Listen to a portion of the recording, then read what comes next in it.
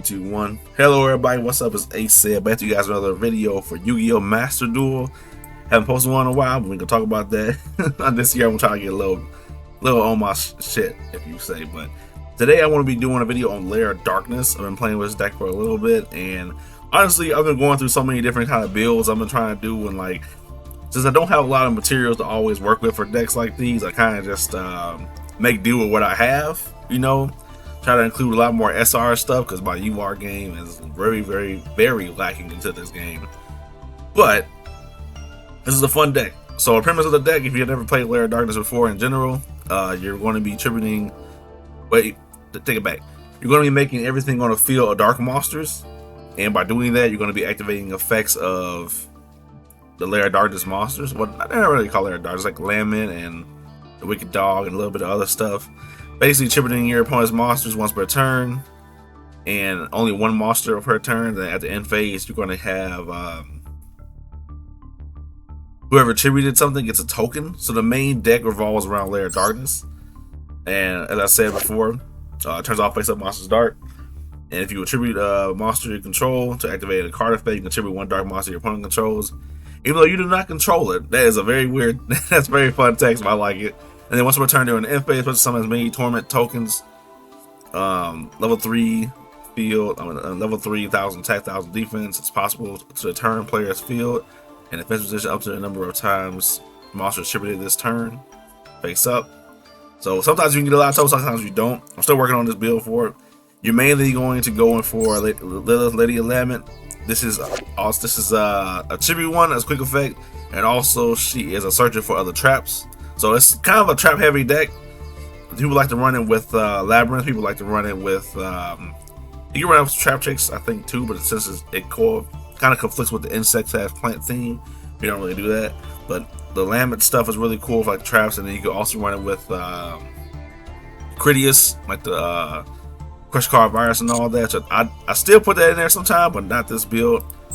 You're going to run 3 of the Arima, the Wicked Warden, doggy of the deck. He is the searcher for the field spell, and he also has a tributing dark monster effect. It's not a quick effect like Lady Labyrinth though, sadly. But you get to draw a card if you tribute a dark monster other than this, and you get to add a dark monster with 2000 or more defense from your deck to your hand instead.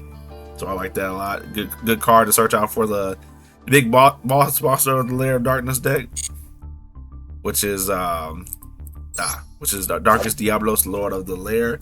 Which, in my personal opinion, this card needs an animation because it just, look at this card. It just looks so cool to me. But basically, it has 2 effects. If a dark monster you control is tributed, except during the damage stuff, you can summon this card from your graveyard. And if it was there even when you tributed or hand, even if not. Actually, I never read that part of the text. It's kind of weird. But you can tribute one dark monster your opponent places 1 card from their hand on the top or bottom of their deck. I like that effect a lot because if your opponent has 1 card in their hand, they gotta place it on top or bottom. Sometimes a lot of people just put the card back on the bottom because they want to draw something like out to the field. Sometimes not. And also, this card cannot be tributed. Cannot be tributed this face-up card on the field. It cannot be targeted with card effects. So 3K body, level 8 is not bad. For support cards, we're gonna run because there's not a lot to see. If you go into these cards, there are some cards like these, like they limit that I sometimes take out, sometimes put in. There are other Lament cards per se, but some of them aren't. I can't get them to work as much. Because you got Mouse and Lament, you contribute 2 monsters to target one of the normal traps in the banish or graveyard. Set that target. Place on the bottom of the field when it leaves the field. Sometimes that card comes in handy, but at the same time, it's like you can only contribute 1 of your opponent's monsters. Sometimes it's kind of bad. And also Loris of Lament. She can target up to 3 or 6 of your normal traps that are banished or graveyard. Place one on the bottom of your deck and draw a card for every 3 cards placed. Which is a good recycler if you're running like a really heavy trap deck to do some stuff, but they gotta be normal traps, so they can't be continuous or nothing like that. So you gotta keep that in mind for that. But feel free if you want to make this deck, or you want to try it out, you can actually try out these cards too. I tend to think these are the most important for these 2. And also I got Duke, Shade of Sinister Shadow. Duke Shade, the Sinister Shadow Lord.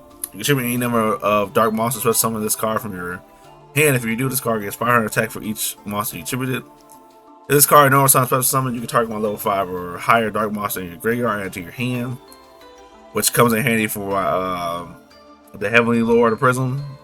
And also sometimes my Diablos, if it actually comes into play. But I like the art style of this. It's like something being consumed from the darkness is really cool. Chaos Hunter, mainly just here for Cash Tier silliness, because Cash Tier is everywhere still. Radiant of the Multiverse Dimensional Kaizu is here because I don't have Raw Spear Bow, but I got Lava Gold. I got 2 Lava Golds. Sometimes, see, think about sometimes they like to put this one monster on the field. I can't tribute it with Lava Gold, so having a Kaiju isn't bad. Plus, he's really good for a Lure of Darkness fodder if I need to get rid of him. Then you got Lord of Heavenly Prism, a cool 3K, which comes in handy when you gotta get rid of all these traps. We got Nibiru, my boy, the Rock. Comes in handy, keeping that in mind. 1 day a piece, you can cut 1 day a piece. I just find this card really funny. 1 Lightning Storm, 1 Triple Tactics Talent, 1 Triple Tactics Thrust. The main card of the deck, 3 Lair of Darkness. Corridor of Agony, my friend, shout out to Dave, put me on this card. Basically, any monster special summon from the main deck cannot activate their effects. And their effects are negated, and they cannot declare an attack. Which sometimes it tricks people up because they're trying to do full combo, and then they forget about this card on the field, and they're like, ah, fuck, I can't activate my effect. Like, you can still have the monster special summon from the extra deck do their effect. Sometimes you need to have a full combo line just to get some stuff popping off. So consider Corridor of Agony if you think about building that, or just putting in the other weird decks that don't require a lot of special summoning. I know I think the first time I actually might have seen this card was in Flow, and I was cracking up. I'm like, yo, this is insane. Super Polymerization, 2 Call by the Great. I need to get a 3rd Super Poly, but I only have 2 right now, so don't judge me. We got Eradicator Academic Virus. It comes in clutch, I'm not gonna lie. Heavy Storm Duster is just a spell and track card removal. I could probably change that for something else, but being able to search it with Lady Lavin comes in handy. Back to the front. I need to get another one of these. This card, very unexpected clutch card for me. Metaverse, in case you gotta find your field spell against. Basically, I got 1, 2, 3, 4, 5. I got 5 options to find this field spell for me. Since Terraforming is now gone, evenly matched. I wouldn't say it's a must-have, but sometimes you just gotta clear the field in some weird odd way. So take that as a grain of salt. Infinite Impermanence at 2. Green and Grave Virus is a very debatable card in this deck. I tried to kind of switch it out, kind of not switch it out at the same time, because if I'm fighting a Tearlament deck, it is not good because the Tearlaments will be going to grave, but they can't activate their effects to the grave at the turn they're put there. So sometimes people don't read that part to it. They just offer to destroy their stuff. So sometimes it works out pretty good. Grave Digger's Trap Hole, Titan Cider. See, Titan Cider is I say the SR version of my boy Lost Wind. If you guys never played Lost Wind before, which I love this trap. It's a normal trap. It almost has the same effect, and it gets the effects of the monster, except it doesn't take the monsters to 0. It takes them to half. Ice Dragon's Prison surprisingly comes in handy a lot of times. And just to round out the rest of the main deck, we got Skill Drain. Shout out to Skill Drain, stopping these people from playing the game. We got Mud Dragon. We got 2 of the Starting Venom dragons. We got Predator Plant Dragostepia, which some people make like a Lair of Darkness like Predator Plant build. I don't mind that. It's pretty cool. You got Predator Plant. I'm not even going to pronounce that name. The one that causes 3 dark monsters. I would have butchered this, so don't judge me. We got Fortune Tune. I don't use this card at all. I don't know why I got this card in the deck. We got Cicada King. You got Drow Magician. Which, why is Drow Magician? I guess I can make it if I got the Wicked though, so I can take it. And then we got Divine Arsenal Zeus. Slink Spiders for the tokens. Beat Cop from the Underworld can also tribute monsters as well. You got Dark of the Dark Charmer if your opponent plays Dark Monster. And we got Muckcracker from the Underworld, which is really cool. If you have the URs for it, I would definitely say put maybe one more or two more of these in there, and also tour guide just to give you guys some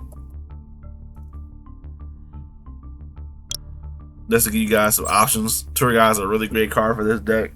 I don't have it sadly, that's why I don't play it. But as a budget player trying to just play decks and have fun with the game, this is what I got so far. Make sure to watch the replays I got. I'll post about like just to have a video not so long, like 3 or 4.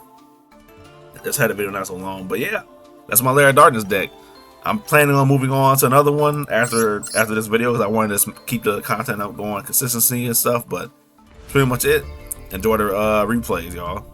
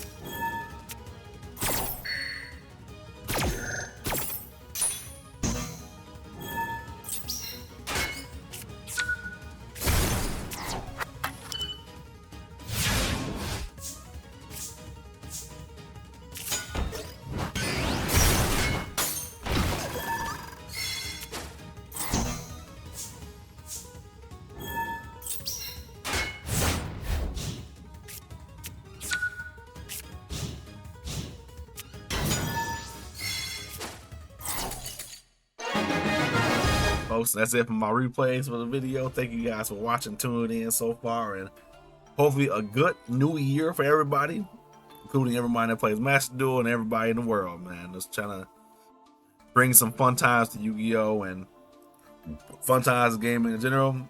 A little bit slacking on it, but I'm going through a major like backlog gaming thing, so you won't see me play like new games from time to time. But hey, as long as I'm enjoying my time and people get to see what's going on and stuff, I appreciate it. That's all for now. Till the next time, Ace signing out.